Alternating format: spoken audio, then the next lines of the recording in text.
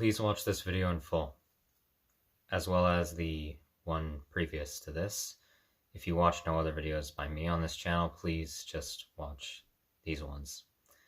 The basic gist: I've been working on scientific theories that I want to propose to the scientific community for the last 2.5 to 2 months, and I am reading them aloud here. Please review them at your leisure and critically think about them for yourself. As a bit of clarification for the last two in the video before, the globalized social paranoia and connective sexual empathy, for those hypotheses, I draw influence from Dr. Francis Fanon, a French West Indian psychoanalyst and psychiatrist, Professor Manning Marable, a scholar at, I forget his university in the United States, but he wrote the books called How Capitalism Underdeveloped Black America, and he's also a prominent civil advocate, as well as for connective sexual empathy, Dr. Alok Kanogia, as well as the YouTuber Khadija Mabarwowi. I hope I pronounced her last name right. She's a Canadian-Gambian YouTuber and political commentator, and specifically influenced from her talks on romantic relationships and polyamorous sexual engagements, and her also talks in relation to toxic masculinity and psychological patriarchy. As well as Olive Sunvia, a YouTuber and political commentator as well, for talks on the same issues. And as well as for connective sexual empathy, Nicole Emma, a American prostitute and sexual therapist who I've spoken about before in a previous video. Draw influence for her for that, and also my examinations of various sex workers across the internet, and for globalized social paranoia, more I'm trying to think of for that. As well as Mahmoud Mamdani, a professor at Makerere University in Uganda. He's a Indian-Ugandan scholar and professor and sociological analyst as well, and excerpts and ideas from his topics on how colonialism and nationalism are very intertwined, and how much of the modern African nations and governments have basically, subjugated their own peoples through internalized racism and things of the sort, in his books and excerpts from it of Citizen, Subject, and When Victims Become Killers. So now continuing on, almost forgot. Also for globalized social paranoia, drawing influence from Professor Noam Chomsky and his theory of manufacturing consent and propaganda of the mass media. Okay, continuing on with this.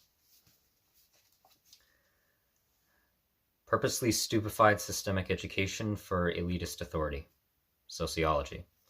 Note, this proposed hypothesis is neither a defamation nor an excuse for invalidation or unnecessary harassment of every individual career teacher within the field of pedagogy, but rather a shunning of the institutional policies and set curriculums of nationally and privately controlled educational systems, and I do not want to generalize based solely on job occupation. However, I do preface that those working under these establishments contribute in some way to their destructive continuation. I submit the following conclusion, that since the inception and for a majority of the duration/implementation of systemically enforced educational curriculums within societies across the globe, they have been utilized, or more fittingly appropriate, weaponized, by ruling governmental institutions, mega-corporation conglomerates, aristocratic financial backers, and ultra-rich national monarchical family lineages for the sole purpose of repressing beneficial scientific knowledge from being taught, displayed, and demonstrated to the general public, providing an absolute minimalistic amount of healthy social information to keep those who are or have previously been students of said educational systems faithful and reassured that the surrounding sociological structures are efficient, mobilizing the younger generations to become complacent laborers to overshadowing companies and establishments, indoctrinating the youth into being comfortable with total legal/judicial conformity, grooming a small portion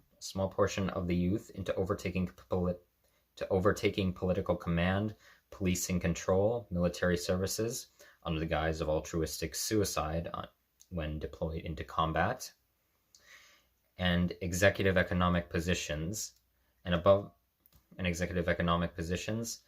all else to keep the masses ignorant towards abnormal psychological function experienced by the elites of a society, as well as manipulation tactics, blatant or subtle, used by them personally and their organizations. This particular societal structural instrumentation, as far as my findings suggest, has been monumentally effective at psychologically destroying a multitude of demographics amongst the lower classes from numerous walks of life, and has persisted over centuries upon centuries, right up to the modern era, having employed much the same methodologies of population indoctrination throughout the course of said historical predominance. Those methods being, 1. I just lost my sight. Those methods being, 1. Repress vitally important and beneficial knowledge as to the documented inherent nature of human socialization in the realms of psychology and neuroscience as a whole, along with philosophy, more specifically ontology and phenomenology, physiology, biology, sociology, theology, and anthropology, by pretty well barring it from being integrated into a curriculum and discouraging academics/scholars from teaching it through decreeing it's irrelevant or inappropriate for students to learn. 2. Outright or covertly dissuaded. Let me gather my wording for a second.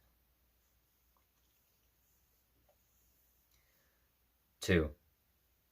Outrightly or covertly dissuade and discourage any genuine attempts made by students at engaging in critical thought/analytical examination of the subjects and assignments being thrust at them, and only, in essence, encourage intellectual conformity to the material that is being taught by demeriting their work, depending on how and if a grading system is used, for not following given instructions to a T, even if they had reasoned out that deviation was the proper thing to do for said project, and actively dismissing credible claims of unhelpful learning settings and strategies from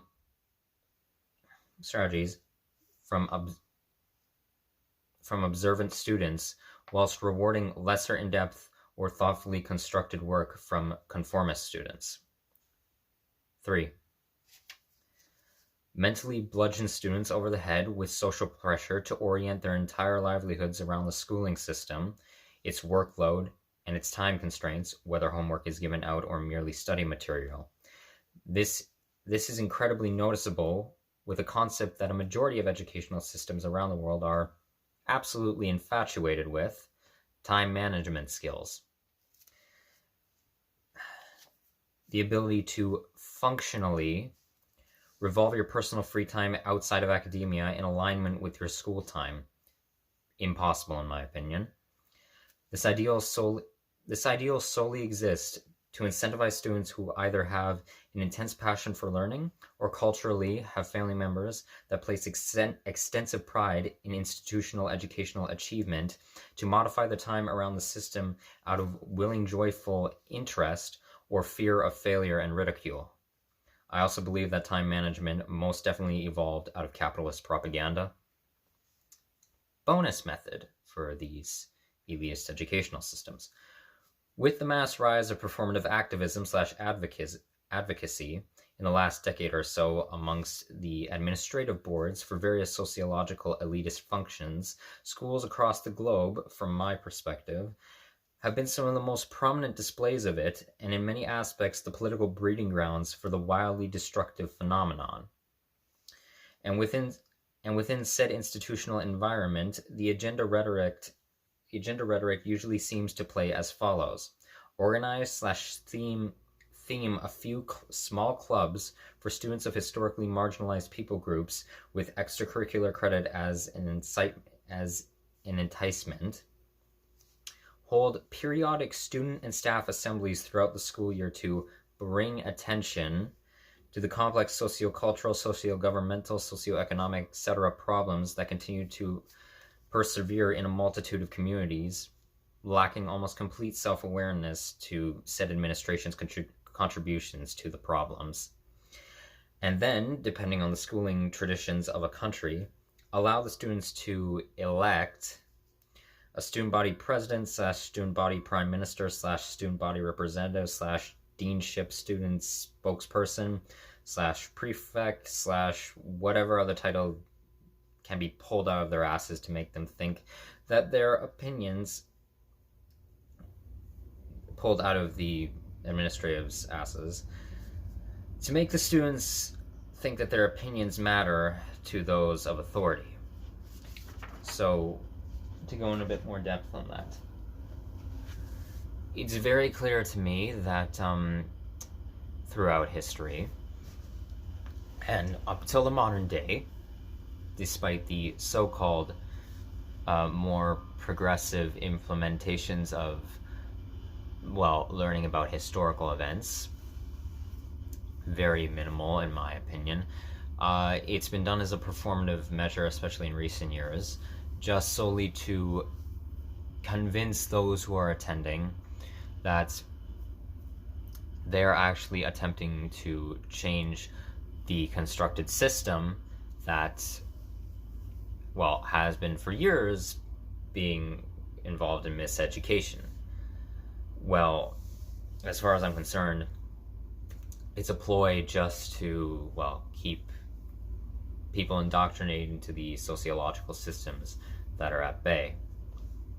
As for the system itself, without the performative activism, again, it serves to orient you around, or it serves to orient students around the work of the actual schooling institution, and it also serves to basically just create these, just to push pseudo-critical thinking skills onto people, to not actually question what is being taught to you, to just basically assume that the teachers and the curriculum is correct in what is being, well, what they're presenting, and also to basically just,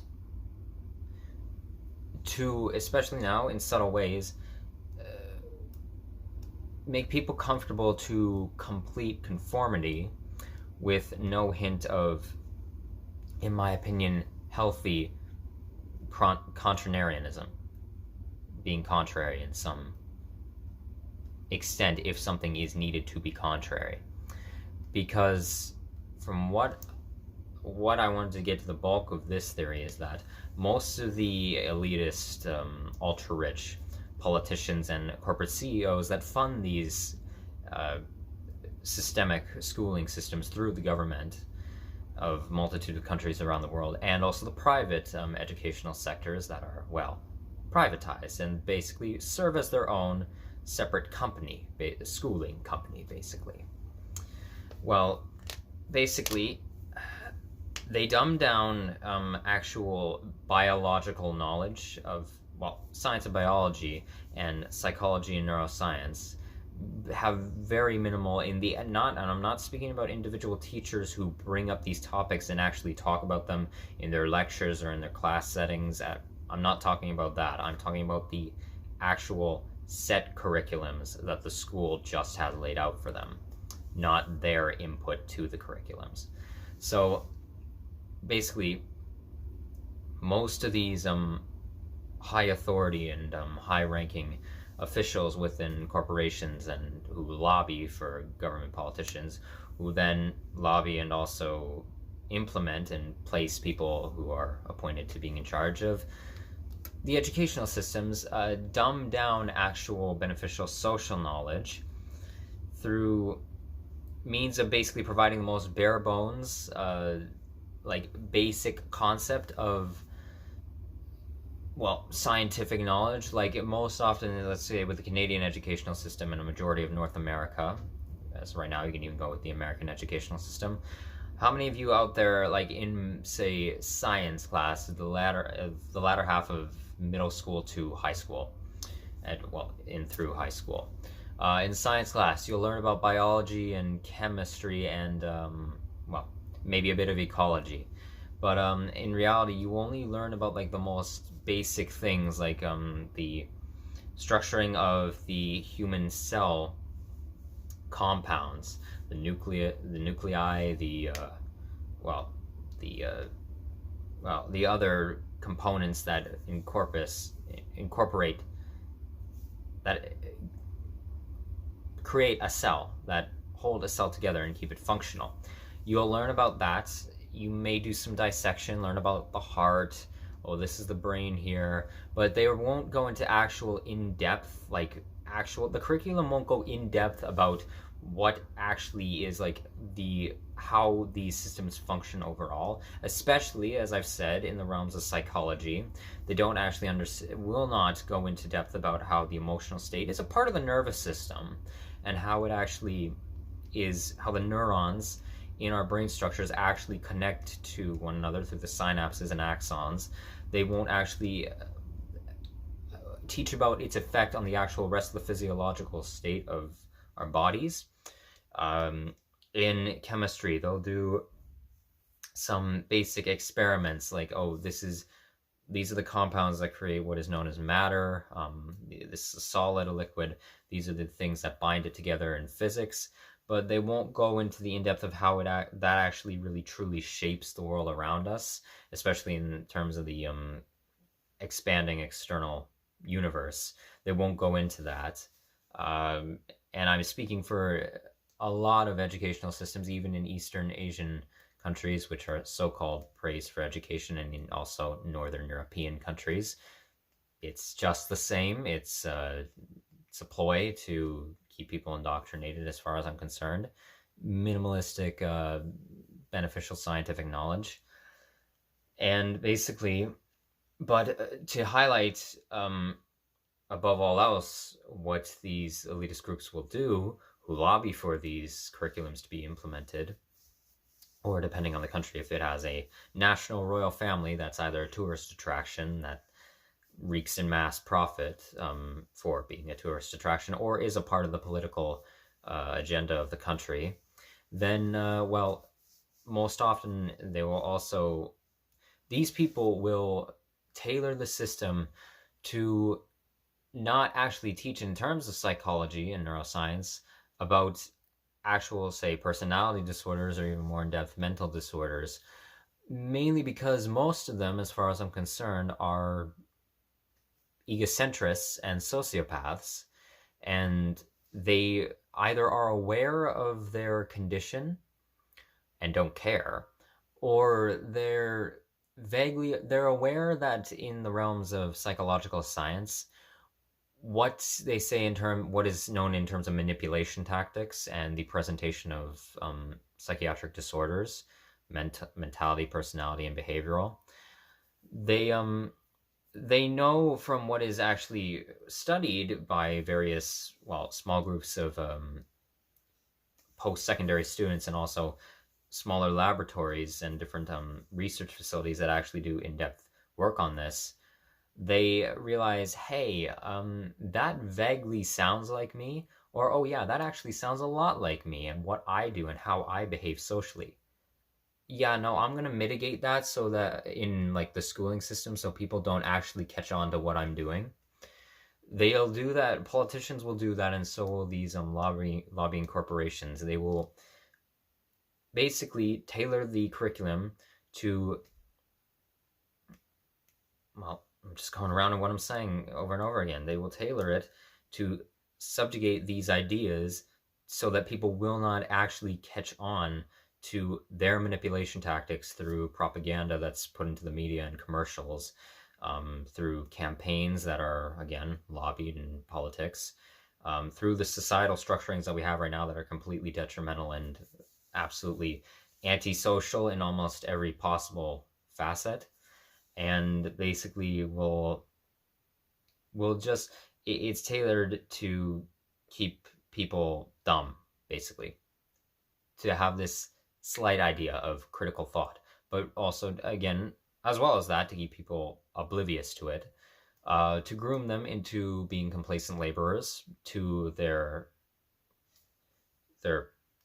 forthcoming corporate overlords or landlords of a certain, if it's a housing unit of some kind or apartment, or the grocery stores that we provide our financial currency back into the system that funnels straight to the hierarchical CEOs, all the sort, and complacent with the legal conformity that the law is completely correct, or it is for the most part not very wrong, which is not true in the slightest. So that's purposely stupefied systemic education. For influences on that theory, I draw it from Professor Noam Chomsky and his theory of manufacturing consent and the mass media manipulation of mass corporate propaganda through journalist networks and news networks and, well, entertainment as a whole, as well as, again, Dr. Francis Fanon and his ideas of how basically colonialism, the imposing power structure, needs to basically break down the initial, it has to, for it to exist, has to break down the confines of the initial subjects of who is being oppressed. It has to actually break down like their initial way of life, basically. As well as for that, and also for, I should mention, for globalized social paranoia, Rosa Luxemburg and her ideas of internationalism and how the mass spread of capitalism and fascist economics and authoritarianism is widespread internationally, and it's not just confined to different national states. So there's that as well. Okay. Moving on. Falsified religious solidarity for elitist authority.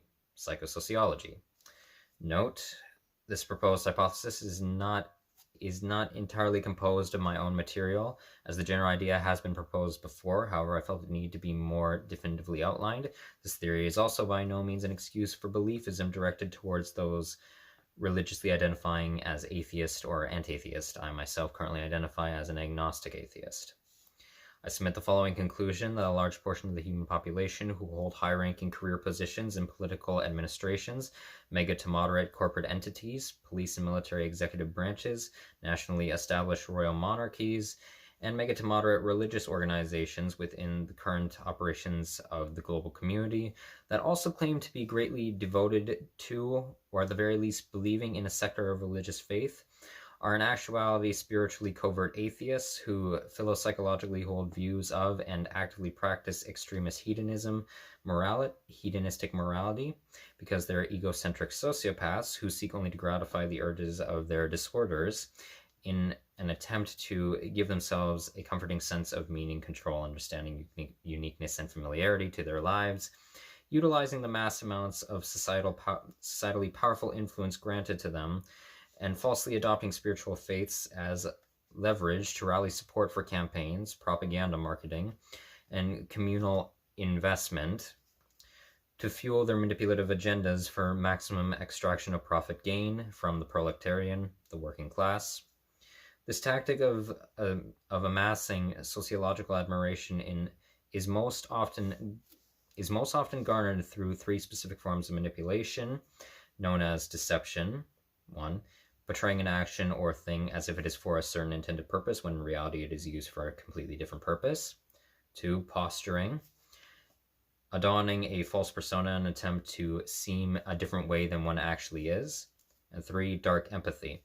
Pretending to have compassion and understanding for someone in hopes of obtaining a desired benefit.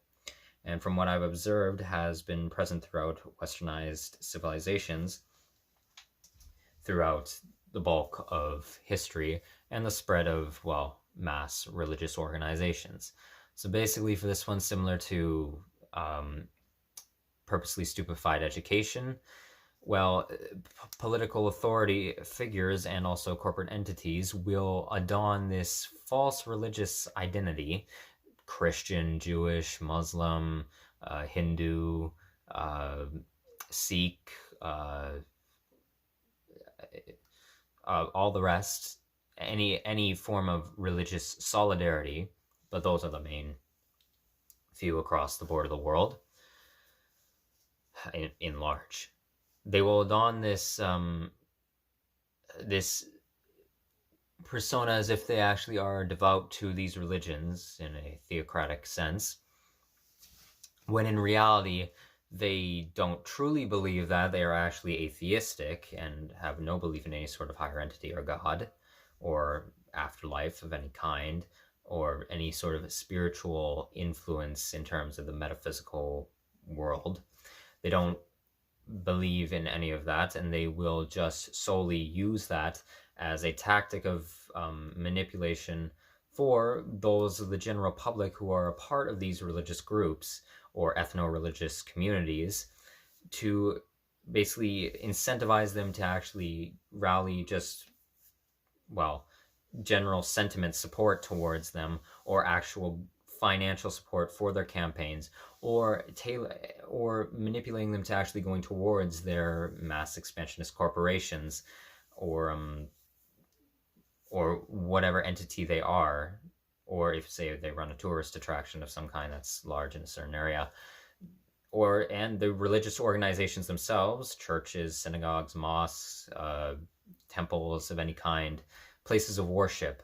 They will basically, if the priests and the rabbis and or the ministers or whoever else are a part of this falsification, they'll try and incentivize people to keep giving funding and communal support towards the actual establishment of religion, in order for them to just amalgamate more wealth for financial hierarchy and control, and just overall societal influence and authoritarianism. They will pander to these communities just specifically for the purpose of seeming like they understand their working struggles amongst, like, the blue collar or white collar, no, not white, the working class sector of a society, of a class system. They'll just put on a performative face, just to seem as if they understand their struggles and want to genuinely help them with their political rhetoric or their communal investments. Again, I say investments because it's not actually, in my opinion, truly investments. So, yes, I also, as a current, I wholeheartedly believe that theory. And purposely stupefied systemic education, wholeheartedly believe that. So, yeah, that's falsified religious solidarity for elitist authority.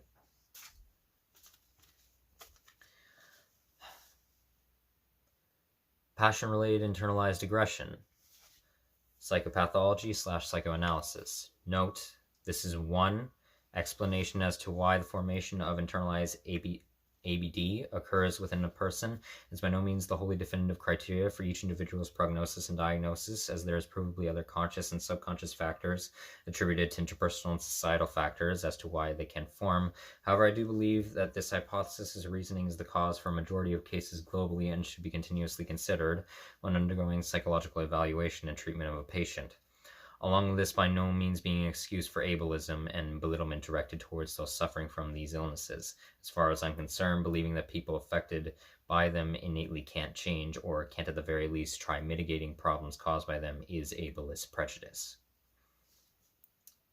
I submit the following conclusion, that not only does a large portion of the human population suffer from some form of internalized aggressive behavioral disorder, but said IABD, in terms of how it is integrated within an individual's psychological state, most readily seems to manifest itself in relation to particular passionate emotional investments through subtle expressions, usually when provoked in conversation with others during moments of self-reflection and through vocalized self-communication, talking to oneself, regarding highly sensitive topics that are consciously and or subconsciously taken very personally by them, as the issues are rooted in either traumatic events the person has experienced at some point in their earlier life, disdain towards interpersonal and sociological elements that they've come to realize from their perspective are harmful for people as a whole through the use of critical analysis, or both. This internalized aggression is currently highly prevalent amongst younger generations of the world, mid-teen to mid-30s off estimation, and is very apparent with members of different demographics that are proactively affiliated with communities of political debate / discourse, internet content creation / consumption, and entertainment subcultures. Though it can also be noticed in major fashions with older generations as well, late 30s to late 60s off estimation, and as far as I'm concerned, has just as much chance of developing within a person at older age ranges. As previously stated, the integration process of this form of ABD is usually in relation to outright first-hand trauma that an individual has experienced and or second-hand traumatic realization from environmental observations. From what I can tell, the direct traumatization typically comes in the presentation of emotional abuse, blatant or subtle, whether within inner relationship circle units, most likely in immediate family members, extended family members, and peer friends. Start in late childhood, then persist on through to early adulthood. The abuse isn't most is mo the God damn.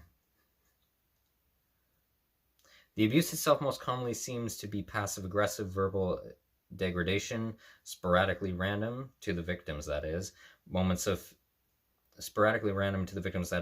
physical assault, intellectual capability dismissal or shunning, disregard of desired personal / self-intimate space, especially solo sexual activity, and uninterest in / ignoring of perceived problems an individual attempts to bring to attention, whether for themselves or someone else.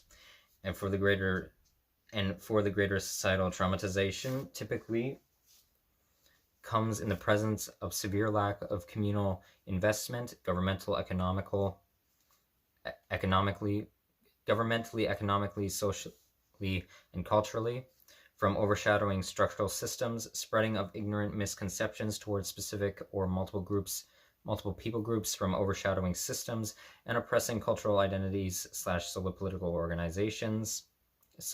organizations, brutalization systematically and predominantly on an individual level whether out of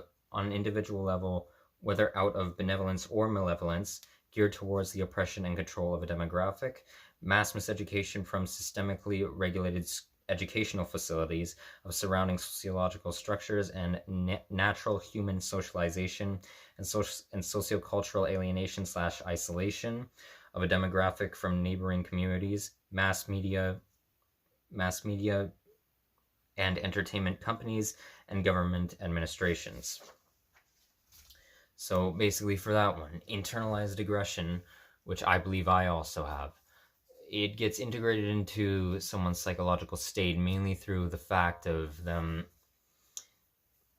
well, because of the abuse from societal trauma in the regards I listed, or from the physical and verbal beratement of someone from their interpersonal lives. But in terms of the presentation of it and its manifestation, it seems to come out in very casual, very subtle ways, just in light, off-the-cuff conversations, or even just light observations from someone's social settings.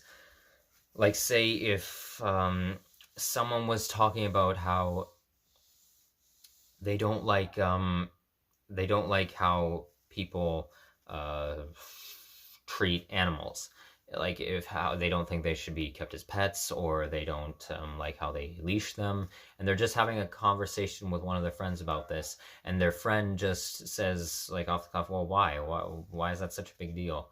And they keep explaining like, well, I think it's overly controlling, it's unneeded, it's unnecessarily cruel, they should be allowed to roam free, we shouldn't even be domesticating them. Say, well, so what, they're animals, they, in my opinion, they don't have rights. And then the person snaps back like, yes they do, yes they bloody well do, like it's an important issue.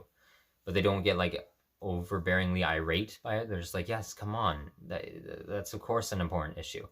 That's internalized aggression, internalized aggressive behavioral disorder, as far as I'm concerned. Most people experience that, and it manifests in that very subtle way of just casual annoyance or frustration with someone or something specifically for that topic that they are cognitively extremely passionate about and very much morally are very attached to, in terms of how something, what is right or wrong to do in that given scenario. And I believe that affects a majority of people, or many people, across the globe. Okay. Human condition realization related creativity, psychoanalysis.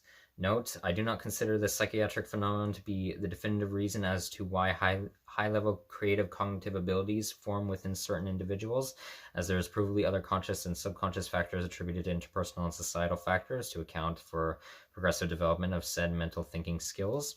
However, I do believe this proposed hypothesis' reasoning is the cause for many among average cases globally, and should be continuously considered whilst undergoing psychological evaluation of a person.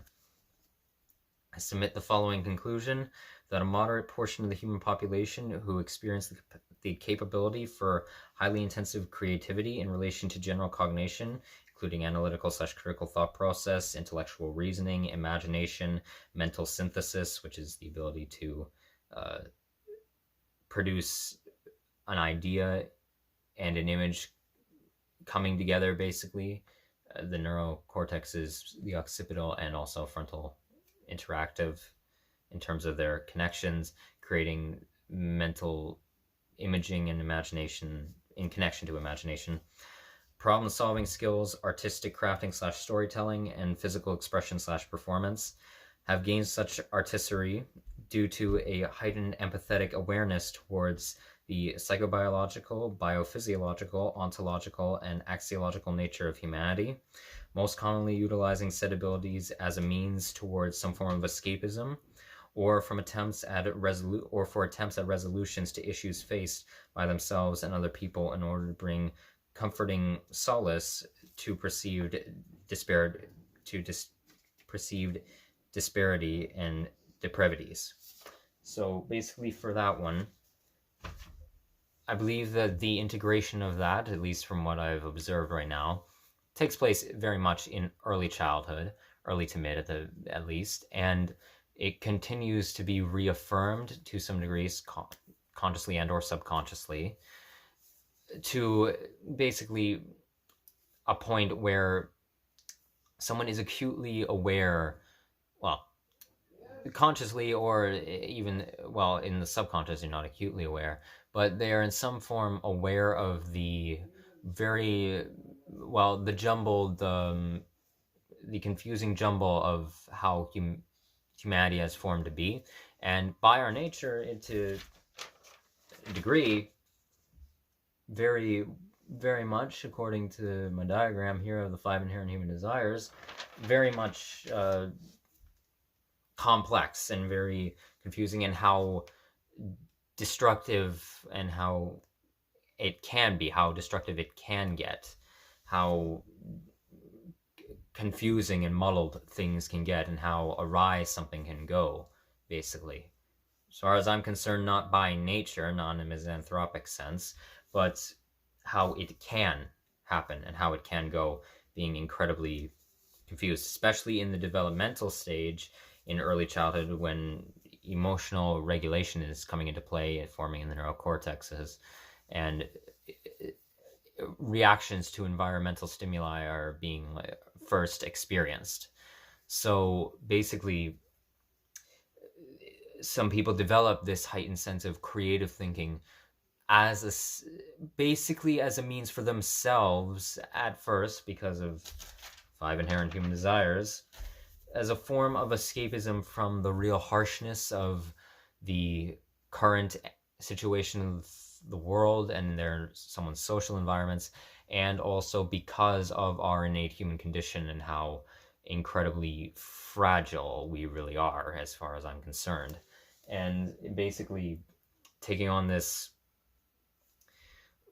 and also later on developing in terms of a more like self-maintaining altruistic sense, doing something for yourself but also trying to appease others and help them in some way, what I would call self-maintaining altruism. Basically utilizing that desire for escapism from this realization of our, well, innate condition to actually help others with escapism, or maybe even realize realize their awareness to the state of, well, humanity as beings, as animals, as how we've psychobiologically and biophysiologically formed. And basically to bring some sort of comfort and solace to it, and also for others to realize as well, to have some understanding for a beneficial means, or at least, as far as I'm concerned, subconsciously at the very least would be desired by most people who experience human condition realization related creativity. And I personally believe that I experience this phenomenon. And, well, that's why I wanted to be a video game writer, why I wanted to be a pornographer and be a stock photographer initially. That's basically why, and also why I love researching science and neurology, psychology, sociology, philosophy, all the rest. So yes, that's that one. And I wholeheartedly believe that one. Okay. The paradox... Okay, here's another one. I was thinking about maybe rearranging these, but it's fine for now. The paradox of atheistic oblivion. Theology/philosophy, ontology.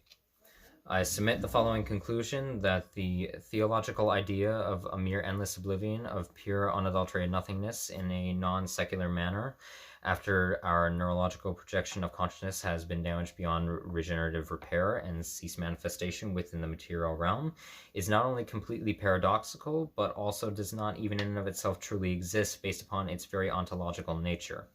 I'll define the meaning of the term oblivion in both standard contemporary context and religious context, along with outlining the basic spiritual beliefs of standardized atheism, anti-atheism, agnostic atheism, and agnosticism to help further prove this theory. Definition of oblivion, contemporary: the state of being unaware or unconscious of what is happening, the state of forgetting or having forgotten, or of being unaware or within unconsciousness, lacking remembrance, memory, or mindful attention, lacking active conscious knowledge or awareness. Now, religious context. Often referred to as eternal oblivion, the philosophical or religious concept of one's consciousness forever ceasing upon death, total dissolvement or erosion of any form of sentient and consciousness within a living being, and to be in a non-existent state within the spaces of conceived such known reality. The doctrine of atheism, non-belief in any sort of primordial, omnipotent, or wholly definitive being that exerts physical and metaphysical authority over the natural realm and affairs of the human race. The belief that there is no godlike creature of the known and unknown universe. And that's as far as I got with that one. But so basically for that one, to define more as well broadly, anti-atheism is atheism, but accompanied with the want for complete absolute abolishment of religious organizations and just the concept of religion as a whole, the want for a complete religious belief and spiritual belief to be completely dissolved in its entirety and just cease to exist in our physical and metaphysical world, just have it be no more in a sociological construct. in terms of agnostic atheism is basically it's not a belief, it's belief in no God, belief in no higher entity of any kind, but being open to the willingness of an idea of a potential existence beyond your current consciousness, or existence beyond death in some semblance of a afterlife to some degree. This isn't any sort of afterlife such as, say, like a heaven or hell, or a paradise, or well, I guess 7 rings of hell, but it's nothing of that sort. Basically just some sort of potential existence beyond what is currently known, with no presence of any omnipotent being that controls the metaphysical and physical realms of our world. And agnosticism is basically just the spiritual belief of not claiming to know, and having making no assumption to anything of whether there's any sort of higher being or any sort of life after death or not, having no claim to any sort of mass prevalence of omnipotence of any kind over our physical and metaphysical world, and just basically being spiritually undecided, I guess I'll call it, in terms of agnosticism. But basically, what I propose with this theory of it being a paradox is the idea that, as far as from my standpoint, of the wholly atheistic or anti-atheistic ideal of there just being an endless oblivion after death, similar to that of what we were before we were born, and when our consciousnesses formed into a projective state in our neurological function. Well, I think this notion the notion that often accompanies that there being an oblivion, that calling it no life after death, non-existence, is actually entirely paradoxical in terms of its ontology and metaphysics. How can I prove this? Well, what do we define as a place? A place is, well, a location, somewhere we are, somewhere where we know something is or exists in some realm of existence, where we know where this thing is, and where we can pinpoint it exactly in some facet. So, and this is the typically agreed upon, like, just contemporary and even religious definition of, say, a place. Well, basically, by this notion, I submit the theory that by that, an oblivion of any kind with absolute just black and void of nothingness, or if there was to be some sort of afterlife that didn't have any sort of ability for us to move, think, feel in any sort of way, well, a sort of realm after existence, well, then this is technically an afterlife. This is technically a place. So by this notion, there is no real actually oblivion, as it's not nothingness, as it technically is something. Because if this no place is somewhere that we head to after death, or it's where our consciousness ceases to be, well, then that's technically a place. As far as I'm concerned, on a metaphysical, philosophical level, that's a place in some regard. It's not any sort of religious holy significance of any kind. It doesn't mean it's any place that's beneficial or that'd be pleasant to be in, but it's still a place of some kind. It's not just a devoid emptiness that's beyond comprehension. If by at the very least are from what we conceptualize as being a place in our conceptual knowledge and philosophy, and just a concept that we've assigned to something, then there is no such thing as atheistic oblivion, because the dark and void of where we go after we are gone, by the stance of atheism or anti-atheism or agnostic atheism in that sense, somewhat to the atheistic parts of agnostic atheism, well, then it's paradoxical. It's technically a place. It is somewhere that we go. So, yeah, and as of current, I wholeheartedly believe that theory. For that, I draw influences from John George Butler, a English philosopher, former farmer, and YouTube commentator, and also Christian spiritual meditation teacher.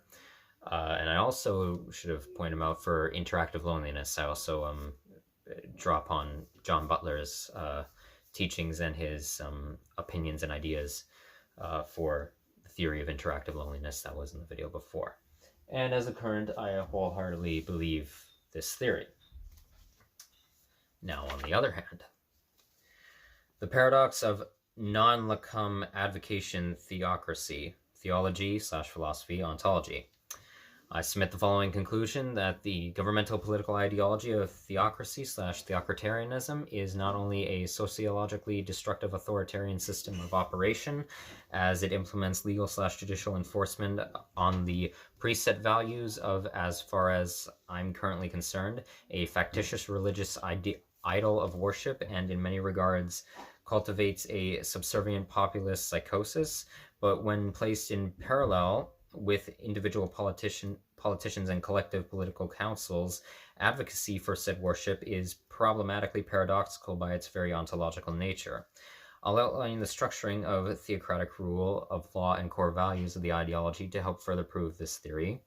Theocracy/theocratarianism is a sociological ideology that functions on the primary basis of systematic governance over a particular portion or the entirety of humanity under the dictation of establishmentarianism moral principles, that a divine supreme creator is the all-knower of righteousness, wrongness, sinfulness, and justification for those who reside within a mere mortal existence, believing that only they are the true grantor of knowledge and wisdom, and the guarantor of fulfillment, safety, and salvation.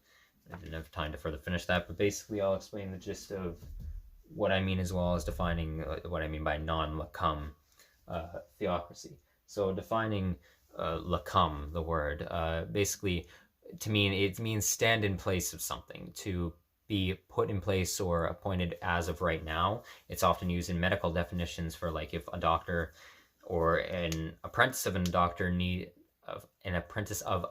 needs to fill in for said doctor or surgeon at the time because they can't fulfill a certain role, they're going to be away or whatever else. But it just, in essence, it means to stand in or fill in and do the practices of for said said person or thing in whatever it is. And why I'm referring to it as non-locum, because in most of modern, how it's gone throughout history in terms of theocracies, of theocratarian governmental rule of a society, has been that the notion that a religious figure or politician cannot speak on behalf of God or a supreme being, but they can merely relay the ideas and set forth notions of said supreme being and all of their wisdom that they have, all of their primordial wisdom that they so-called have in a metaphysical sense. Well, basically, in this realm, in the paradox here, they also, in this regard, if they are advocating for said complete theocratarian rule, or just advocating for coming forth to said religious belief or the supreme being's ideals, basically, this is completely paradoxical, because in order for the politicians or council members or whoever else of a society or organizations of any kind, corporate entities, the religious organizations within said theocracies, whatever else, basically to do so in advocating for the presence of going towards and believing in the moral principles of said idol of worship, you would have to advocate and speak on behalf of God, and you would have to speak on behalf of their principles that they have basically outlined in whatever context possible. You would have to willingly actually speak on behalf of them. And what most of theocracy and what it dictates, at least many modern theocracies in terms of the, locum aspect of it, is that they stand in place and are essentially speaking on behalf of them, and yet they're claiming that they cannot know or actually speak on behalf of the presence of a higher entity, even though the very institutional practice of having a theocracy and a set societal structure based upon said moral principles of a supreme higher entity is in and of itself speaking on behalf of said entity and implementing the principles that they actually are, dictating. So it's completely paradoxical as far as I'm concerned, and it's just, it doesn't actually, technically, well, it doesn't exist. You can't, well, non-Locum advocacy theocracy doesn't exist in the slightest as far as I'm concerned. So, yeah, and I wholeheartedly believe that theory, and I draw influence from this regard from the Bahamian YouTuber Rumsford James. He's known by Foreign Man in a Foreign Land, and his talks about religion as well and Bahamian culture and during the colonialist Christian implementations of the area of the Caribbean. And also again from John G. Butler, the English Christian meditation teacher. Yeah, and also I could actually say a fair bit of Noam Chomsky in here, as well, from my readings of him. But, okay, yeah, so there's that. The lie of constantly needed technological advancements, ideology/sociology. Note, this hypothesis is not entirely composed of my own material, as the general idea has been proposed before. However, I felt it needed to be more definitively outlined. I submit the following conclusion, that since the inception and worldwide expansion of the economic political ideologies of capitalism and blatant fascism, the philosophies of objectivism, opportunism, external individualism, consumerism, and materialism, and the socio-techno ideology of futurism, along with the enormously extensive amounts of psychopathological, physiopathological, sociological, cultural, ecological, and meteorological damage they've caused, having greatly spread across the human population over long periods of history, an outright scientifically unfounded lie has been cultivated and perpetuated to the masses by elitist organizations, governmental protectors, and megacorporations within various technological development industries, that in order to keep people safe from illnesses, physiologic and or psychologic, supposed foreign national threats, genuine international threats, homegrown domestic terrorism, misinformation in journalist/artistic media, and systematically regulated educational programs, and general communal disruptions, constant advancements and updates to medical/psychiatric procedures, machinery, construction utilities, industrial manufacturing systems, surgical/diagnostic equipment, etc., transportation, automobiles, trains, aircrafts, boats, bicycles, rocket ships, etc., military weaponry, tanks, guns, missiles, armor, etc., policing tactics, neighborhood patrols, visible/disguise cruisers,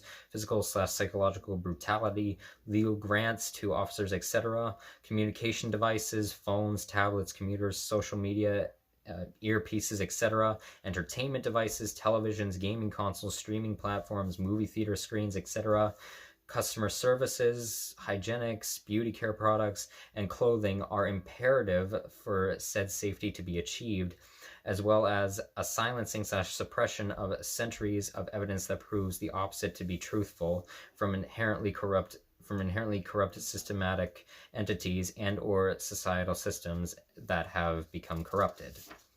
So basically in that regard, I think that kind of speaks for itself, that one.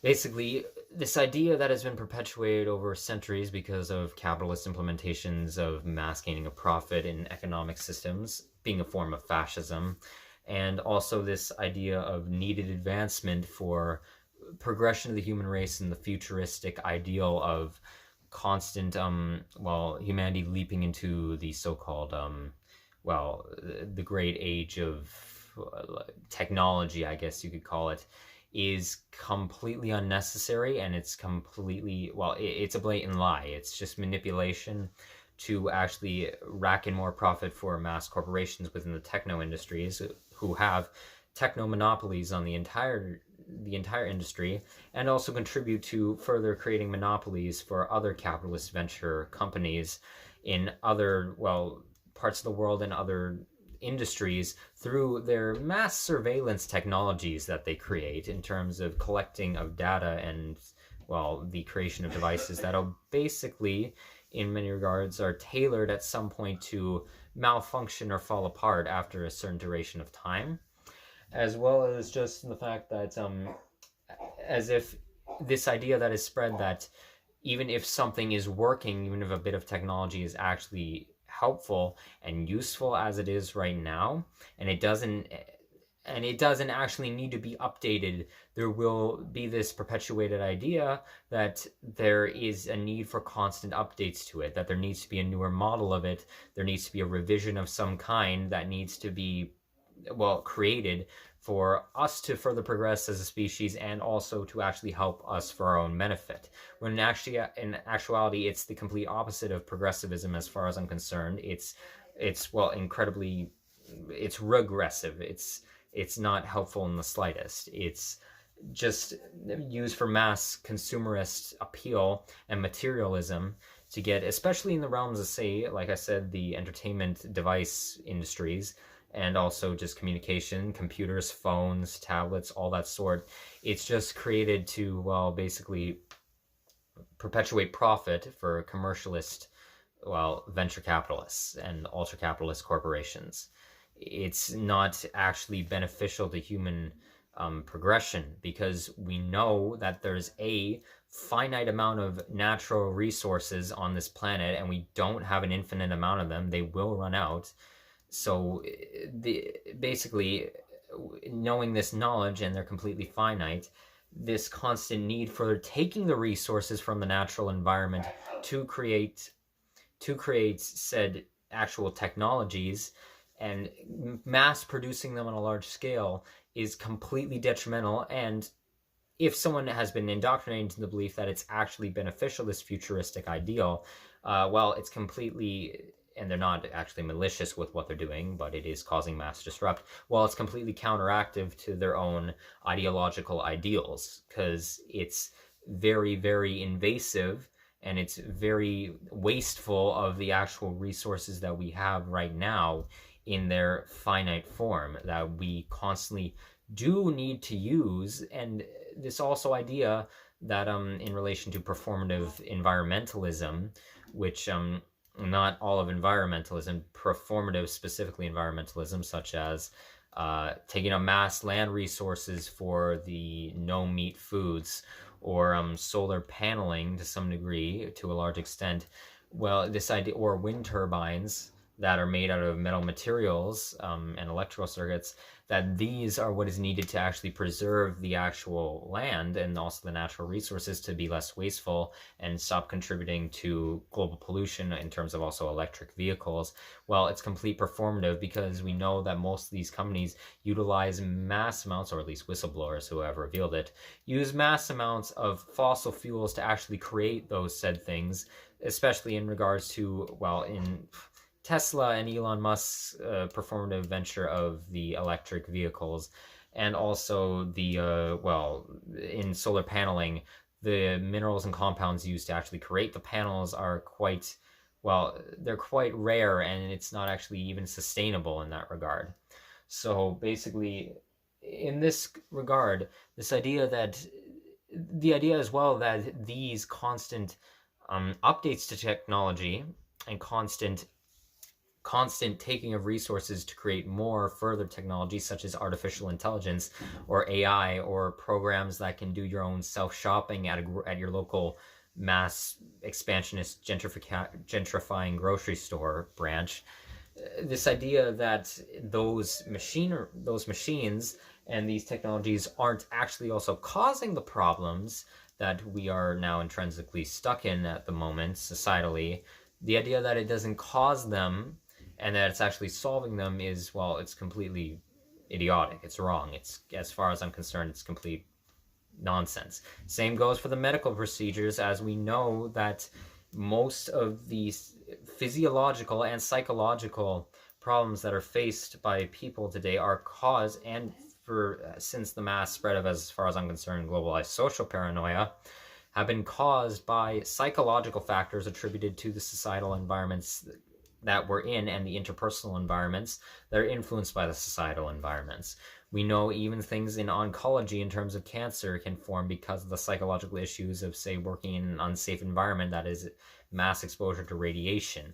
Say if you were trying to work overtime because you were worried about having to pay your next bill at, say, a certain due date, so you put in overtime with very hastily prepared physical protection at, say, a nuclear reactor plant. So basically, we know that these constant updates to technology are not what actually helps people with these physical illnesses or psychological illnesses. It's what causes them, and it's not actually addressing like the root issue, or even if ones that do come out that help with the issues we have now. Most often the corporations or the tech companies that actually manufacture these, or a lot of the, well, unfortunately, rose-colored glasses programmers who go into them, think that they're helping the world in an altruistic sense. Well, basically, no one really addresses the actual root issue of why we even needed that technology in the first place to fix said problem, even though there could have been a different method. No one addresses the fact of what is causing it in the first place. Just thinking you have to constantly create another technology to fix it without actually addressing what is going on over here that made the problem there, that created the problem in the actual first place. So that's the proposed hypothesis of the lie of constantly needed technological advancements. So, and as far as I'm concerned, I wholeheartedly believe that theory. And I also draw influence from that, from, again, Noam Chomsky and varying other commentators on the internet and other people's ideas of that. Okay. The paradox of real-world preparation, philosophy, phenomenology / sociology. I submit the following conclusion that I submit the following parental belief that has existed within varying socio-cultural climates for a multitude of decades, that as an adult caregiver, you should be utilizing unnecessarily harsh, authoritative, overly demanding, and physically / emotionally abusive methodological tactics in order to prepare your child for the current extreme cruelty and depravity of the so-called real external world outside of your interpersonal environment, under the assumption that said outer world doesn't already affect their inner relationship circles, is not only an exponentially destructive social philosophy in regards to an adolescent individual's well-being, but is also problematically paradoxical by its phenomenological nature. So basically what this one is, this idea, to put it simply, is when a parent basically has, what we see often in a lot of cultural settings, because of the mass spread of these societal issues, a lot of times parents will adopt this idea that they need to toughen up their kids for the real world by using borderline or outright psychological abuse and manipulation tactics and things of the sort, being completely dismissive towards actual issues they're going through, or being overly authoritative to their, and disrupting the child's 5 inherent human desires, and disrupting their desires, basically is, it's completely counteractive. The paradox is completely counteractive to their entire ideals, because the ensuing psychological trauma, which will most definitely happen by employing these methods that you think as a parent you may have to do, will bring upon the trauma to the child, most likely induce a psychological disorder of some kind, and it will just perpetuate the cruelty of the real world, that the external real world that we live in, because this child who now has gained a psychological disorder, and let's say in terms of sociopathy, has become more self-centered, incredibly egotistical, lacks empathy and sympathy, lacks understanding for others, like on a conscious level, and is very just complete dismissive as well towards others' wants and desires too. Well, now they become, they try and manipulate their way up into a mass marketing scheme in a corporation. They end up eventually getting up into an executive position. They propose some ideas to expand a branch of said company organization to then rack in a mass amount of profit, because they hold their company holds the most amount of the value of things, because they have the most supply, because they've already, before this person got into it, mass expansionism. And basically they will tailor it for lower prices so that the surrounding community, they'll move, and in gentrification, they will move it right next to small businesses to siphon away all profit from them so that those who are also financially struggling because of the system we're in and entrenched in, it'll garner them to go towards, it'll incentivize them to go towards their branch because they have lower prices, and they'll also use mass advertising propaganda to try and actually incentivize people to come to purchase items from their branch, and yada yada yada. They will have exploited the entire community, and they will have created a monopoly on the small community, and all because of this executive individual who was initially a child of parents who wanted to toughen up their child for the real world by being completely empathetic, lacking of empathy, being completely empathyless towards their child and sympathyless, and being completely authoritative, overly stern, basically being just complete disregard of their needs for attention and their wanted desires out of life. So basically, on the parents' part, you have created the real world. You have created the problem, a person. You have created a person who has basically perpetuated the problems of the current world we live in to a further extent. So this idea of, well, just toughening up your child for the real world and the real world preparation is, again, as far as I'm concerned, destructive and just complete abuse to the child. And it's not at all morally a practical way to go about anything. But also just in terms of your goals for, or the desired effect of the said parental method, it's a complete paradox and will ultimately contradict itself, because it's just going to instill and create the further problems of the society we live in. So yeah, I wholeheartedly believe that theory, and that's the theory of the paradox of real world preparation. Okay. This one has another diagram for it, so let me get that out real quick. Okay. And this one also, yep, the two. I'll read both of these theories and then explain them a bit, and then I'll bring out the diagram. Suicidal-Actualization, psychology. I submit the following conclusion, that during an individual's encounter with suicidality/suicidal ideation, which culminates in their attempt at suicide due to that of a highest peak of psychological disrupt from a prolonged major depressive episode or shifting episodic state, most commonly in comorbidity with bipolar depression and atypical depression, internalized or not, the person goes through a process gradually or quickly, depending on the severity of alterations to their mentality, of reaffirmation to said fantasization of self-murder, from the onset of cognitive symptoms to the confirmation for their fantasized escape method from what they view as the torment of their own existence, a phenomenon that I am referring to as suicidal actualization in terms of psychiatric criteria. Within the process of suicidal ideation, this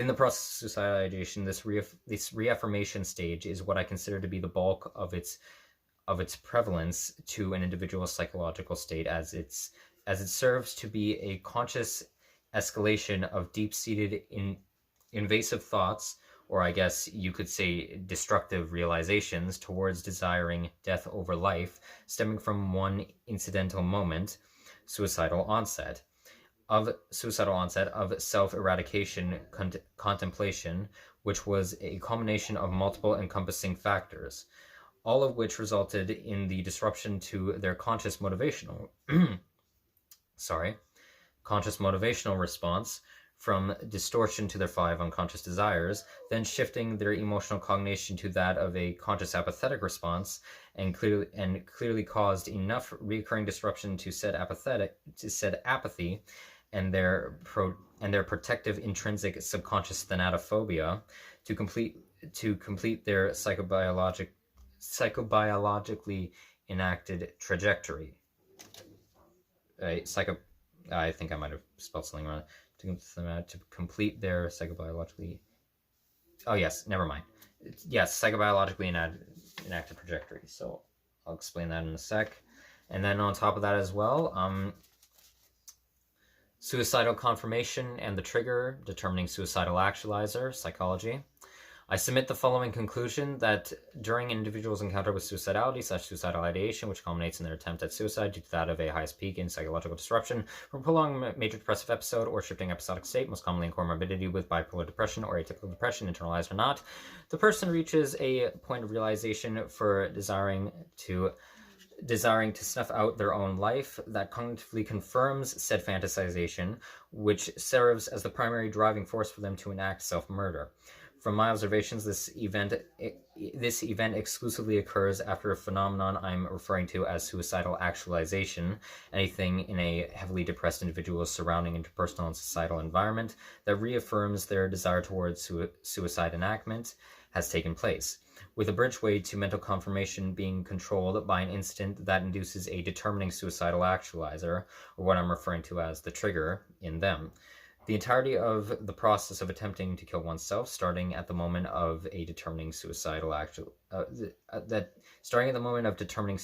actualization, and finishing at either a successful commitment resulting in death or halting interference from the individual themselves or someone else, I consider to be a phenomenon I'm referring to as suicidal confirmation in terms of psychiatric criteria. The trigger specifically is the most crucial milestone within the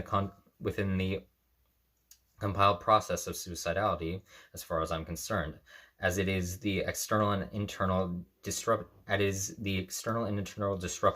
that is the harshest devastation to an individual's 5 innate subconscious desires and innate subconscious thanatophobic protection sense, along with their conscious perception of their ontological existence, mortality, prior moral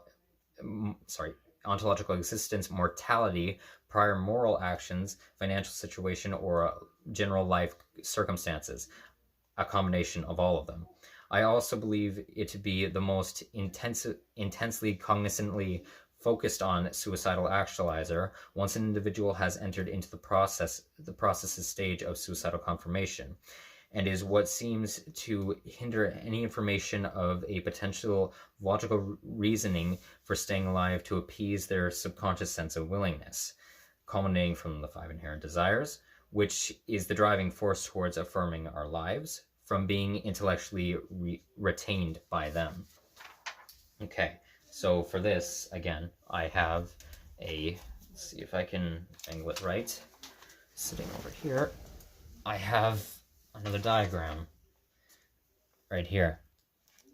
I will allow you to pause the video briefly if you want to look over it and just examine it for yourself, read it over. Okay, so now let me explain. So basically, where am I? Here. So in the process of suicidal ideation, I believe that it starts from the onset of a major depressive episode, culminated from the issues that I discussed, which then either gradually or immediately leads to the onset of suicidality, of just suicidal thoughts and wanting to end one's life. And this is the beginning really of the entire process, which leads up to the eventual, unless there's a disrupt, the individual's successful death. So it starts with suicidal onset, and then for the entire bulk of it, which is this section here going along, just as the suicidal thoughts continue, it gets into the process of suicidal actualization, which in this context I akin it to, it's like the opposite of the psychological property of self-actualization. For those of you who don't know what self-actualization is, it's anything that of an external or internal process that reaffirms a person's sense of self or self-importance, our egos, the egotistical parts of our personalities, that reiterates it to us and makes us feel far more certain of ourselves and of our egos, basically. So this is pretty well the opposite of that in some sense, or its process is on the same, it functions in the same way, basically. So the entire bulk of suicidality is suicidal actualization, anything that reaffirms an individual's desire for suicide.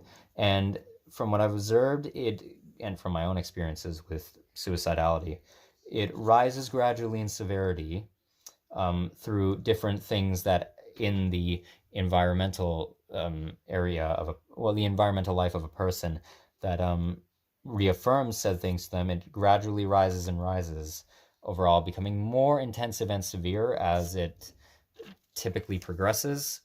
And then eventually, the furthest end of the process, we reach a point of a determining suicidal actualizer, the most severe, reaffirmation of one's desire for death by their own hand. And what I'm referring to, you can refer to it simply as the trigger. That's what I'm referring to it as, which basically what initiates suicidal confirmation here to be set into motion for, yes, as an individual, I want to snuff out my life, basically saying, fuck this, I'm ending it all. And that is what eventually, again, gradually or immediately culminates in the attempts leading up to an individual's death. But as you can see here from this disruption here, this point during the process of suicidal confirmation, this is an interference point where here, if I can angle it right, interference, then if later relapse occurs, so if a relapse of suicidal thoughts or a relapse of major depression comes back into fruition, it ends up going right back to square one, and the process slowly repeats or quickly repeats, depending on the individual. But so suicidal, the determining actualizer here basically is the most severe point of suicidal actualization, and it's also what I believe to be the most cognitively within an individual in terms of their thought process and their mentality, is what is most readily focused on during this period of suicidal confirmation in their attempts to actually initiate their own death. So basically, it's what is the main driving force for suicidal confirmation after the initial process here of constant things that reaffirm it gradually. And obviously, I do believe it's not solely this, as far as I'm concerned. Well, technically, this could be an individual factor as well, that it's not just solely the determining actualizer that is in the individual's mind, in their mental state, while they're in the process of confirmation. But because I do believe that obviously these played a part into it and would be thought process-wise associated, I believe most often would be associated to the determining actualizer, the trigger. But I do believe overall in most people that this is the most readily focused on thought and desire for suicide in this process of confirmation, which then could go one of two ways, either successful death or interference from their own, a shift in their psychological cognitive thinking, where they're like, no, I'm not going to do this. I change my mind. I give up at the last second. Or because of biologic thanatophobia, they're afraid to at the last minute, and they fail in the attempt, which then results in them changing their mind and basically going back to score. Or it could just be, it could just completely absolve, and they could have well enough treatment to where they never enter suicidality ever again. Or if another individual actually physically halts them and stops them from going through with the action. And that's why for here in the last video in the 5 Inherent Human Desires, I should have been holding it this way. This is actually a better way to angle this. That's why for here in the process of the subconscious biologic thanatophobia, after apathy has, made contact with it, and a constant reoccurring apathetic response resulting in the apathetic psychological disorders and conditions, this is where, in terms of the mental disorder of depression, if it's constant enough and recurring, it causes suicidality, causes a harsh enough disrupt to our innate fear of death, which is a protection to our willingness and our desires to actually, well, basically create the idea that one should kill himself, that it's not worth pursuing these anymore, even though technically whilst you're doing that, you're technically moving towards, in suicidality, moving towards meaning, control, understanding, uniqueness, and familiarity. So it's a disrupt to our natural, well, senses. That's why depression is a mental disorder. So yes, there's that. Okay, moving on. Okay. Ethical sexual sensualism and critical thought, philosophy, epistemology/ethics. Note, this proposed hypothesis serves as more of a counter-argument to the traditional contemporary idea in most modern societies around the world that praise what I consider to be problematic sexual tabooness, or idolizing so-called modesty. That being a sexually promiscuous person and or participating in sexual relationships in regards to non-monogamy, polyamory, polygamy, or sex work-related professions is innately unethical, exceedingly self-centered, and does not require any amount of high-level critical thinking to engage within any manner. I submit the following conclusion, that in order to actively engage in any form of morally sound sexually intimate interaction based upon one's own ideals of moral righteousness, an individual will ultimately make a cognizant attempt at inducing critical thought to some capacity, whether or not they come to a beneficial decision. So therefore, by this very notion, someone who partakes in sexually promiscuous affairs and or is in sexual non-monogamous, polyamorous, or polygamous relationship, a relationship in regards to these sexual intimacies, or holds a job occupation in association with sex work to some degree, and is trying to engage with said social dynamics on the philosophic principles of emotionally connected sensualism, to achieve healthy psychological and physical connectivity with themselves and all other parties involved with the acts, is utilization of their own cognition and intellectual abilities for the purpose of generating an ethically satisfactory outcome to sexual activity. In layman's terms, they're using their brain to figure out some way of going about having sex that won't hurt or cause the least amount of harm to themselves and the person or persons they're doing it with. I can prove this theory by examining the epistemological nature of an individual attempting to engage with sexual activity by means that will accommodate themselves and anyone else partaking in or affiliated with their actions, by hopefully satisfying the interests of every member a part of said affairs. I'll give the example of a group, and I didn't finish typing that, but so first let me explain that. So there's this notion or idea that when it comes to, especially in sex work related professions or in sexual promiscuity, or just polyamory in general and non-monogamy, that this idea that people who are involved with these relationships are really just hedonistic, self-centered. They're basically trying to just gratify solely mass amounts of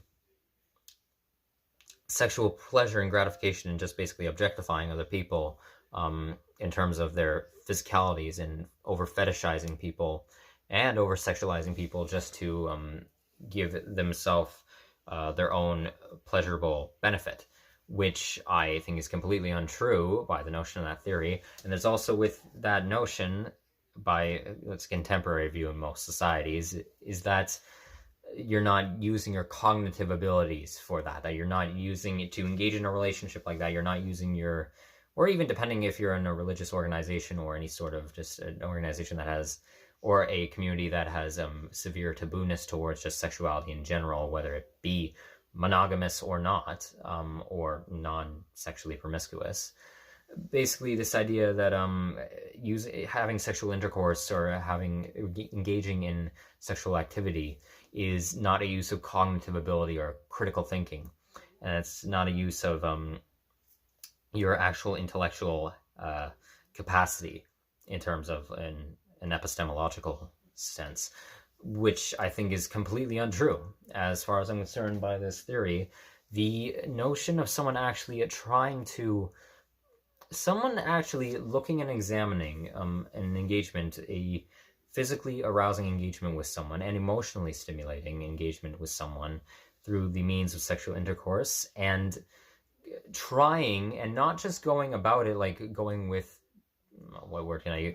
Going with the flow, with the group interaction, and actually trying to examine, okay, what's a good way to go about this, and how is it actually going to be pleasurable for me and the other people involved, and is this actually going to be morally on the whole ethical level? Is it right for me to go about it in this way? Is it actually detrimental to condone this practice of what I'm doing here right now? Could there be a better way of going about it? That inherently, just even so much as having that thought, and people within these communities of, well, sexual activity who actively engage in that realm of thought, it's ethical sexual sensualism, and it's also, well, it's an attempt at inducing critical thought and analytical observation of something to try and come to a beneficial conclusion. Whether or not, as stated, it actually ends up being beneficial in the long run, or they reach that. So basically, and the example I was going to give an example of, say, a person and their partner are going to have a four-way with two of their friends. They're a couple, and the other two are not, and that's the dynamic of the relationship. They're platonically intimate. They've done so at points before, and they're comfortable with doing so. And maybe you can, for this example, you can feel maybe they experience the psychosexological phenomenon of connective sexual empathy, or they're just, well, more egoistic and hedonistic in that sense, whatever it may be. But no, sorry, that's contrary to what I just said. They're more just, well, they just think it feels nice and they want that, or maybe they have a disorder that they're trying to absolve loneliness with, whatever else, in this regard. But to go to where they're going to go, or what they were planning to do, what their two friends wanted to do was have it at one of their houses, where one of their elders would have been home at the time, and they wouldn't have any other window of time to do it. And a lot of them were very busy during the week and at other points in the next week, and they really wanted to engage in it. But so now either the bulk of the group or this one person, who I'm giving the example solely about this individual, their friends are like pressuring and saying like, no, it'll be fine. They won't hear us. They're fine with it, or they're actually fine with it. They don't care if they hear us orgasming or whatever, and they'll be fine with it. They don't care. But they know, maybe they have insight to how the elders of the home actually, well, what they are more inclined to want their house to be set as, and they start thinking and actually talking to the partner, is this actually, should we go ahead and go about this way? I want to engage in this, but is there a better way we can go about this? Or no, I don't think we should actually do it in this way. We should wait, even so much as if we have to wait 3 weeks, then we wait 3 weeks to engage when the elders are out of the home, or we do it at a different place when there's a window of time, or whatever else, as to not disturb them with our, well, sexual activity. So this notion, by that literal process of thought, that is an attempt at a moral resolution to something. That's an attempt at actually trying to examine, well, is this ethically right to do, or is this wrong to do? Should we change our plans or go about it in a different fashion? So it is, in and of itself, this idea that, well, going about sexual intimacy in that way, in a polyamorous, polygamous, a sexually promiscuous / platonically intimate dynamic fashion, is an attempt at inducing critical thought, and having, in terms again of the sensualistic elements, having an emotional connection to people, and actually caring and taking into consideration because, well, of our pro-socialization, taking into consideration and empathy, our natural abilities at empathy, and having sympathy for people, which are innate in human beings, basically trying to actually examine, well, having consideration for others who may be affected by this. That is inherently an attempt at intellectual thought. So, yeah, I wholeheartedly believe that theory, and basically that's all I have to say about that. Yeah, okay, that's another one down. Okay, how many more? I'll explain this one, and then I will stop this and go on with the next few. Okay. This one may piss a few people off. I don't care. The unempathic/unsympathetic cycle of conflict, psychosociology. I submit the following conclusion, that a majority of chaotic confrontations throughout the duration of humankind's existence, whether in regards to physical violence or ideological disagreement, from every facet of constructed/practiced livelihood, including cultural traditions, perceived socio-political normality, eco-political structuring, economic political structuring, governmental political dictation, socio-economic structuring, enviro-political usage or control, religious or non-religious beliefs, police societal regulation, educational teaching, and healthcare provision, has initially begun and continued to prevail because of unrecognized, heavy-leaning, unempathetic/unsympathetic personality characteristics, the extensive fueling of psychobiologically normal sociopathic tendencies through indoctrination and mass persuasion, and the outright development of sociopathic personality disorder, sociopathy/psychopathy, across all sides of the political spectrum, in brackets, the political phi/political fe. I'll explain more of what that is in a bit. So just think of the political spectrum right now. However, is most readily noticeable amongst the more vocally outspoken and blatant physical demonstrations of individuals and collective organizations involved with social advocacy/activism that are immediately visible to the public sector of a society, but is without a doubt absolutely just as apparent within the realms of discreetly tight-held and overshadowing political corruption. In accordance with my personal redesigning of the political spectrum to more accurately reflect the orientations of its varying ethical standpoints and methodologies, at least as far as I'm concerned, with the spectrum resembling that of a Greek phi letter or Russian fe letter shape, I believe that this psychosociological phenomenon has been the key driving force behind a majority of the largest sociocultural, socioeconomic, sociogovernmental, and shifting ideological movements and atrocities within humanity's shared history, culminating in at this point in time, a repetition cycle of scientifically debunkable moral justifications for passive or stern aggression towards opposition of said movements, and atrocities then leading to a cognitive reinforcement of aggressive sentiments towards said opposing side's own hostilities.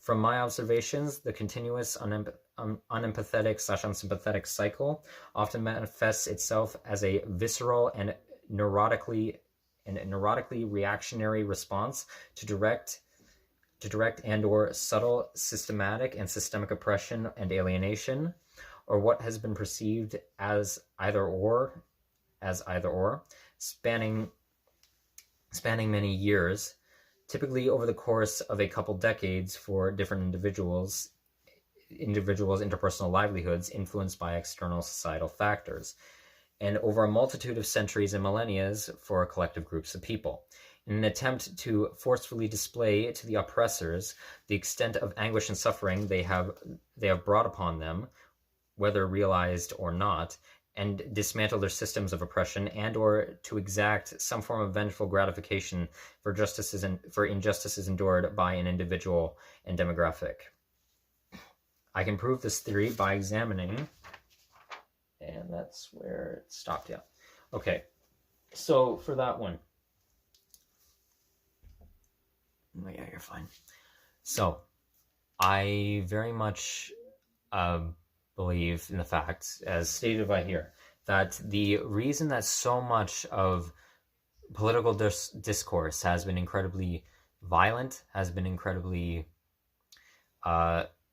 dismissive, aggressive overall, and very, very passive aggressive, is because of the fact that unempathetic tendencies, sociopathic tendencies, and very much high amounts of narcissism have risen on all sides through many, many centuries of all sides of the political spectrum, no matter what side it is, and with my remodeling specifically in a certain realm, but it's present all across the political spectrum. And it's prevailed to a point where one side will say one thing or hold this ideological stance that heavily conflicts with another side, the opposing side, or the oppressor that is headed in a society. And they will enact very reactionary and very unempathetic and unsympathetic, uncompassionate reactions, and also methods of trying to replace the said systems that are already put in place or that have been constructed around someone's, or even on an interpersonal level, on systems that have been constructed within, say, a family unit or something of the sort, or a peer group. They will try to dismantle it through very harsh and very very exact and very, what's a good word, very supposedly very physically and metaphysically, in terms of aggression, impactful ways, when in reality it's the exact same oppression as the other side, as far as I'm concerned. It's the exact same oppression, just a different face. And in doing so, this reinforces an idea, this reinforces the preconceived notions of the other side of the spectrum, or whatever the oppressing side, where it would fall technically in the political category, what it is. It reinforces to them this idea that they are very, well, savagery, I guess I'll say is a word, or they're very unorthodox, unorderly, and they're very chaotic, and they are a threat to us.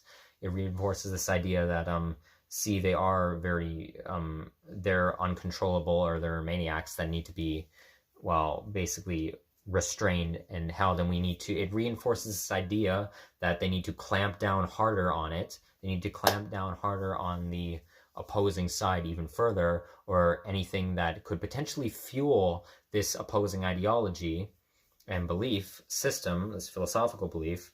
They need to press down further on it in order to protect their interests for their demographic or their political identity or rhetoric.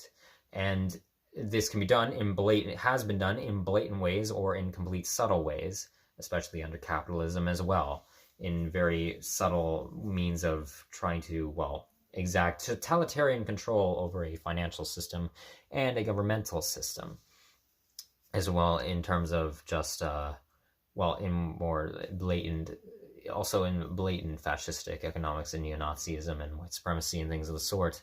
But basically, it's this idea that it's instilled, as far as I'm concerned, and integrated into on an individual basis, which then forms to collective ideals of ideologies from individual input. This very much, this traumatization and uncomfortable urge and desperate want for freedom, this desperate want for being heard, being very vocal and trying to absolve the pain of what has happened through these systematic enforcements, trying to actively, trying so desperately to get it in whatever ways you feel that you possibly can, to basically not have as major an effect on you as it does right now. And that's not a defense of the other side, because it's suppressing you, it's oppressing, it's causing you to mitigate, problematically, as far as I'm concerned, in many regards, problematically suppress your, well, going right back to it, your 5 inherent human desires on an individual basis. It's causing you to suppress that. And this basically reinforces, in relation to passion-related internalized aggression, it reinforces so much. It basically, I'm trying to gather my words here. This idea, this uncomfortability and wants, this desperate psychological want for change to the forces at bay by your own doing, or buying to, in our desire for uniqueness, trying to actually exact force over them to get them to stop, well, paradoxically is also just the same as the other side, but also it's because of the initial psychopathic personality displayments to that group of people from a different group of people, and which just reinforce to them that those oppressors are just completely horrendous, or potentially, in their ideals, unredeemable or irredeemable, and they need to just have no sympathy for them, throw them out, kill them, or just do away with them in whatever fashion possible, to then put in place our ideological rhetoric, which then, by doing so, because of pain that said, well, collective group of people, the pain that it has caused the oppressing group, because their rhetoric is disrupting the oppressing group's 5 inherent human desires. It's just disrupting them, so they see it as a threat to their way of life and constructed manipulation of the systems, and they see it as that group of people needs to be done away with. It needs to be controlled, exacted force over, and oppressed, and it needs to be thrown out, killed, or they see them as irredeemable and don't have any care for them. It's just two sides of the same coin, as far as I'm concerned. And basically, it just, all of the aggressive, extremely authoritative rhetoric that all sides of the political spectrum in some degree share, at the very least, well, with my redesigning of the political spectrum to a certain extent, but more so on the far and extremist sides, specifically, it is the far and extremist sides. It shares elements just based on like moral principles, but in terms of methods, far and extremist sides. Basically, all it does is it seeks to, in both a moral practical sense, as far as mouth got caught in brace. In a moral practical sense, it's completely, it's not, I don't think it's a condonable social behavior on either end, on all ends. It's not condonable to be just sternly outright, have no empathy or sympathy or regard for the care of those who oppress you. And as well as the fact that it also, just in a physical practical sense, it's impractical. It's completely impractical because it doesn't work. And I can prove this theory again by examining years of history, millennia, where we have seen the incredibly dogmatic rhetoric of all these different political beliefs and ideologies or philosophies trying so aggressively, proactively trying to get in power or dismantle the power that has been oppressing them, how it doesn't work, how it's all, sadly, by the aggressive notions of it and the, say, mass revolts, uprisings, violent rioting and protests, complete, or even in a peaceful protest manner, physically peaceful protests, metaphysically showing stern aggression and stern disdain towards, and hatred towards, the opposing side. We've seen how it doesn't work, how it just reinforces the oppressors whatever side it may be, the oppressor's ideals it reinforces their ideals of what you are, or the idea that they need to be controlled, that they need to be subjugated, that they need to be cast away. That's what it reinforces. And in terms of what I mentioned of the healthy, what is psychobiologically normal sociopathic personality tendencies of having some amount of like protection to some degree of your own 5 inherent human desires, your own self-interest, not in terms technically projecting a unempathetic,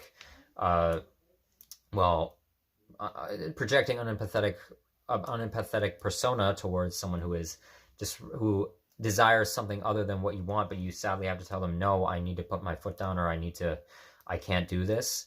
Just basically being in some way sociopathic and dismissive. Well, the constant fueling from organizations that have already went through societal trauma, have been traumatized to a great extent, each collective individuals collectively helping these organizations have already been traumatized to a well enough extent to a point where they're utilizing the systems that in place and their establishments to just continue the cycle of, reinforcement of trauma.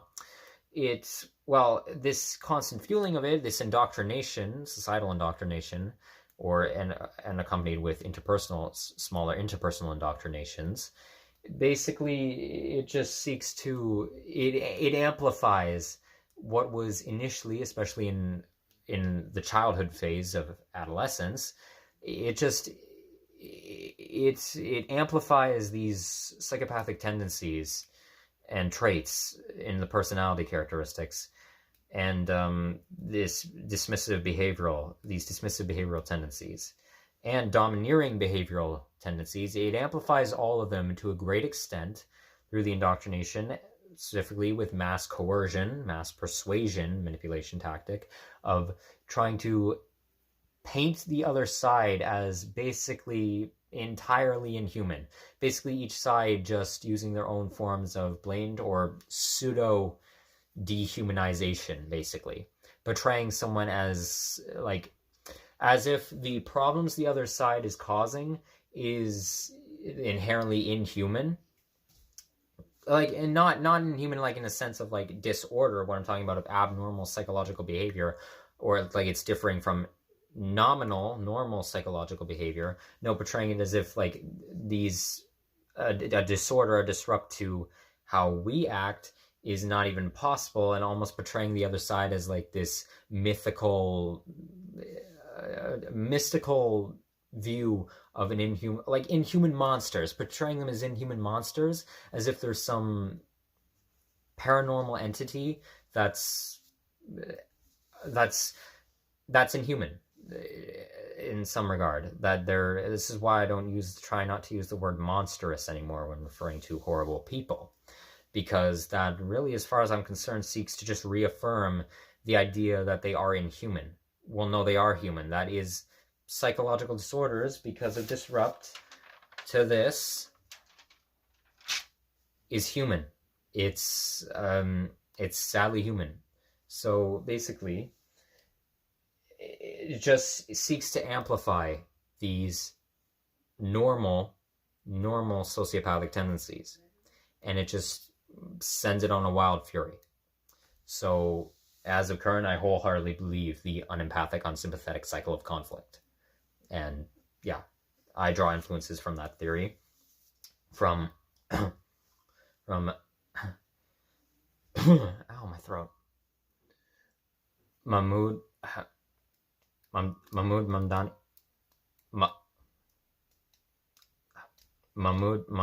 Professor Mahmoud Mamdani. God, why am I blanking on his name right now? The Indian Ugandan scholar, and his theories and his work that he's done. I also draw influence from it from John G. Butler, and also for this one from Rumsford James, Foreign Man in a Foreign Land, and his looks at his self-reflection of being submitting to being wrong about certain things of a different group, and his realization of moral gray areas in most of the political discourse of the world, and as well as, well, I guess as well as Shalom H. Schwartz, the cultural psychologist I mentioned in the last video, could also from him, and oh yes, and Dr. Carl Jung as well, with his theory of, as well as I should mention for interactive loneliness, his theory of persona in the shadow, basically of our ignored personality and behavior characteristics that we suppress, the shadow of our personas and personalities that we don't readily make available, or the more problematic sides of our innate nature or personalities. So yeah, okay, I'm going to give my phone some more charge again, get some water because my throat is drier than hell, and yeah, and then continue on.